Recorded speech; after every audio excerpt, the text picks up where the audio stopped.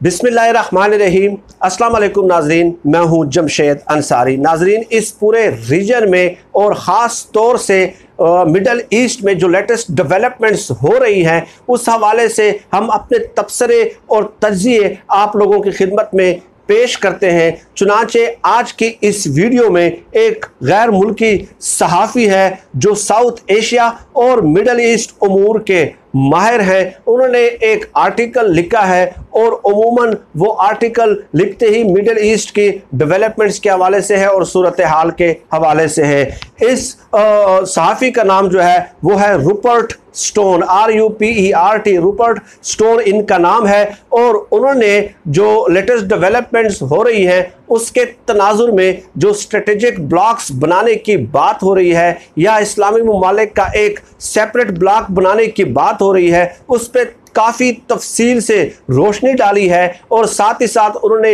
ये भी कहा है कि पाकिस्तान और सऊदी अरब के ताल्लुकात में जो हालिया तनाव आपको नज़र आ रहा है उसका ज़्यादातर नुकसान सऊदी अरब को कैसे होगा और क्या पाकिस्तान और सऊदी अरब के जो पुराने मरासिम हैं वो बहाल हो सकते हैं या नहीं हो सकते। तो चंद पॉइंट्स उनके आर्टिकल के मैं आप लोगों की खिदमत में पेश करता हूं। उन्होंने शुरुआत ऐसे की कि जब नरेंद्र मोदी ने 5 अगस्त का इकदाम उठाया तो उसके चंद रोज बाद ही UAE ने, मुत्तहिदा अरब अमारात ने, जिसने हाल ही में इसराइल को तस्लीम किया है, तो उन्होंने मोदी को आला अवार्ड से नवाजा। और ये इकदाम और ये नवाजने का जो इकदाम है वो 5 अगस्त के इकदाम के बाद किया गया। और साथ ही साथ वो लिखते हैं कि जब 5 अगस्त का इकदाम मोदी ने उठाया तो उससे अगले ही रोज़ सऊदी अरब ने भारत के साथ बहुत बड़ी इन्वेस्टमेंट जो डील थी वो फाइनल की। हत्ता के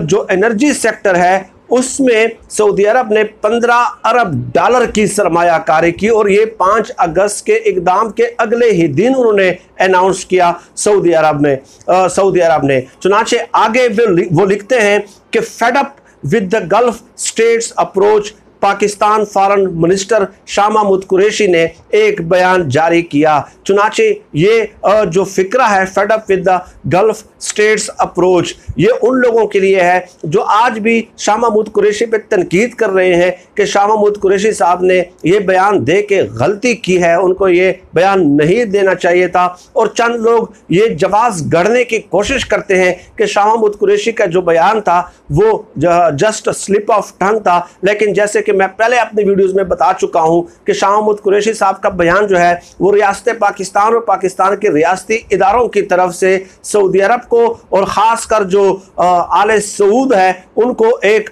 पैगाम था, एक सख्त वार्निंग जारी करनी थी। चुनांचे इन्होंने भी लिखा कि fed up with gulf states approach, कि वो फेड अप हो गए थे कि बार बार, साथ ही साथ वो लिखते हैं कि बार बार पाकिस्तान मुतालबा करता रहा, रिक्वेस्ट करता रहा OIC से कि कश्मीर के मसले पे वज़राए ख़ारजा का खुसूसी इजलास बुलाया जाए, लेकिन बार बार पाकिस्तान की जो रिक्वेस्ट है वो डिक्लाइन की जाती रही। ये भी इस आर्टिकल में उन्होंने तफसीलन इसका अहाता किया है। और इसके अलावा वो लिखते हैं, नाज़रीन, बड़ी इंपॉर्टेंट बात है जिसको अक्सर हम भी पॉइंट आउट करते हैं कि 2015 में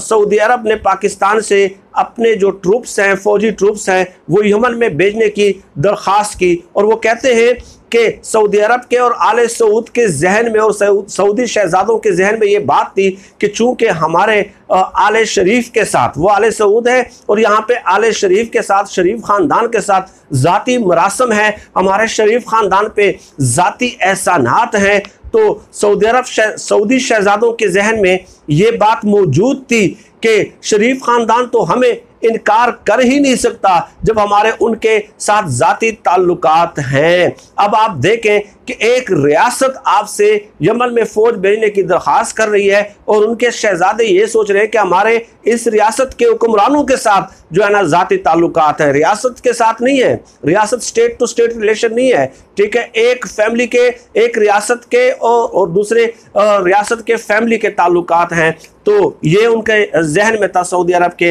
लेकिन खैर पाकिस्तान के सिक्योरिटी इदारों भी ज़ाहिर इस मामले में शामिल होते हैं, मशावरत में शामिल होते हैं, तो उन्होंने मशवरा दिया कि इस यमन में फ़ौज भेजने का जो मामला है इसको पार्लियामेंट के सुपुर्द कर दिया जाए, और पाकिस्तान ने फिर यमन में फ़ौज भेजने से इनकार कर दिया था। और इसके अलावा वो कहते हैं कि सऊदी अरब में अहम मकामात, मुकद्दस मकामात की हिफाजत के लिए tens of thousands of troops जो है पाकिस्तान के वो वहाँ पे तैनात है। और साथ ही साथ वो ये भी कहते हैं कि आजकल पाकिस्तान का सऊदी अरब के ऑयल पे जो है वो इन्हिसार जो है वो कम हो गया है, डिपेंडेंसी कम हो गई है। और वो कैसे, वो कहते हैं कि पाकिस्तान ने जो LNG डील की है कतर के साथ, वहाँ से अपनी एनर्जी की ज़रूरियात पूरी करता है, और इसके अलावा चाइनीज़ कोल प्रोजेक्ट्स जो है वहाँ से पाकिस्तान अपनी एनर्जी की ज़रूरियात पूरी करता है। तो दैट मीन्स कि वो ये कहना चाह रहे हैं कि सऊदी अरब के पास तो जस्ट एक ही हथियार है, और वो है ऑयल का, तेल का है। तो उस पर पाकिस्तान का इन्हिसार बदस्तूर कम हो रहा है, और आने वाले सालों में मज़ीद कम होगा उनके बकौल, क्योंकि पाकिस्तान के चाइना के साथ ऐसे कुछ एग्रीमेंट्स हैं कि जिसकी वजह से उनकी जो एनर्जी की ज़रूरियात है वो मज़ीद ऑयल से कन्वर्ट हो जाएंगी कोल प्रोजेक्ट्स की तरफ और LNG की तरफ, और मज़ीद गैस एक्सट्रैक्शन के भी जो है चाइना ने पाकिस्तान के साथ मुआहदे किए हैं। तो ये एक सिचुएशन जो है उन्होंने विड्रा किया। और साथ साथ वो कहते हैं कि ईरान और सऊदी अरब के दरमियान प्रॉक्सी वार थी, और पाकिस्तान ने बड़ी कमाल महारत से उस प्रॉक्सी वार को हैंडल किया, और पाकिस्तान ने जो है वो किसी भी मुल्क की तरफदारी नहीं की ईरान और सऊदी अरब के प्रॉक्सी मार में। गो के सऊदी अरब की तरफ से बकौल उनके कि कई बार कहा भी गया कि वो पाकिस्तान जो है वो फरीक बन जाए, या उनकी तरफ से बाकायदा कोशिश की गई सऊदी अरब की तरफ से, लेकिन पाकिस्तान ने अपने अमल से ये साबित किया कि वो किसी की ख्वाहिश पे जो है अपने पड़ोसी ममालिक के साथ ताल्लुकात को इंतहाई पोजीशन तक नहीं ले जा सकता, एक्सट्रीम पोजीशन तक नहीं ले जा सकता। और इसके अलावा पाकिस्तान ने ईरान और सऊदी अरब के जो प्रॉक्सी वार है उसमें सालसी की पेशकश भी की, और हत्ता के जब कतर ने फैसला किया कि उन्होंने सऊदी अरब के असर रसूख से निकलना है, और उन्होंने सऊदी अरब का जो दायरा असर है या ब्लॉक है उसको जब ब्रेकअप किया, तो उस वक्त भी पाकिस्तान जो है वो गैर जानिबदार रहा। अब आगे वो लिखते हैं कि सऊदी अरब का अगर यही रवैया बरकरार रहता है और इस किस्म की डिमांड्स बरकरार रहती है, तो पाकिस्तान ने जो है वो, मुझे लग रहा है उनके बकौल कि पाकिस्तान जो है वो सऊदी दायरा असर से या सऊदी के साथ ताल्लुकात जो है वो बहुत ज़्यादा नॉर्मल नहीं रहेंगे, और पाकिस्तान एक अलग ब्लॉक की तरफ जा सकता है। वो फिर मैं आप लोगों की खिदमत में वो पैराग्राफ पेश करता हूँ जो उन्होंने लिखा है नाजरीन, कि पाकिस्तान कैसे एक नए इस्लामिक ब्लॉक में जा सकता है। पाकिस्तान फॉर इट्स पार्ट में ग्रेविएट increasingly towards the Turkey, Qatar, Iran, Malaysia camp. It has also close and long-standing ties to Turkey, receive energy from Qatar, and could make more progress on Kashmir by forming a united front with those powers. Pakistan relationship with Saudi Arabia will survive, but it will not be as special as it once was. वो कह रहा है कि पाकिस्तान जो है तुर्की, Qatar, Iran, Malaysia इस camp में जा सकता है, और इस कैंप में जाने से कश्मीर के मसले पे उनको खासी मदद और हिमायत भी हासिल होगी। और वो कह रहे हैं कि पाकिस्तान के और सऊदी अरब के ताल्लुकात सर्वाइव करेंगे, लेकिन वो पहले की तरह जो खुसूसी मरासम हैं, पुराने मरासम हैं, वो नहीं होंगे। चुनाचे इस तमाम ख़बरों का खुलासा और जिस्ट जो है इस कालम का वो ये है नाज़रीन कि पाकिस्तान अगर सेपरेट इस्लामिक ब्लॉक बनाता है, जो नाम यहाँ पे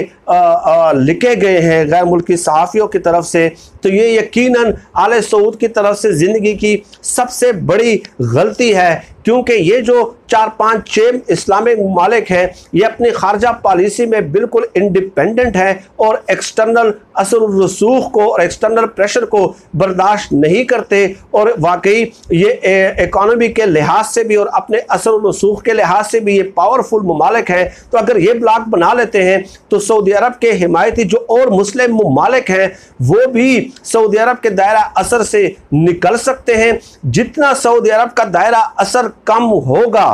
मुस्लिम ममालिक पे, उतने ही उनके बादशाहत को ख़तरात लाक होंगे, क्योंकि मोहम्मद बिन सलमान को ये टास्क दिया गया है, ये बात मैं बता चुका हूँ कि वो ज़्यादा से ज़्यादा मुस्लिम ममालिक से इसराइल को तस्लीम करवाए और उसके बाद अमेरिका की हिमायत से वो बादशाह बन सकते हैं। लेकिन यहाँ पे इस आर्टिकल में भी जैसे निशानदेही की गई कि पाकिस्तान उस कैंप में जाने का सोच रहा है और पाकिस्तान के और सऊदी अरब के ताल्लुकात सर्वाइव करेंगे, लेकिन अब वो पहले वाले मरासिम बाकी नहीं रहेंगे, तो ये डेफिनेटली सऊदी बादशाहत के लिए बहुत बड़ा थ्रेट है। तो उन्होंने बहुत बड़ी गलती की है कि पाकिस्तान को भी उसी तरह ट्रीट करने की कोशिश की है जैसे कि आसपास वो चंद अरब ममालिक को जहां पे छोटी छोटी रियासतें हैं और बादशाहतें कायम हैं उनको उन्होंने ट्रीट करने की कोशिश की है। तो नाज़रीन, इस किस्म के मालूमात आपकी खिदमत में मज़ीद पेश करता रहूँगा। आज के लिए इतना ही। पाकिस्तान जिंदाबाद। अल्लाह हाफिज़।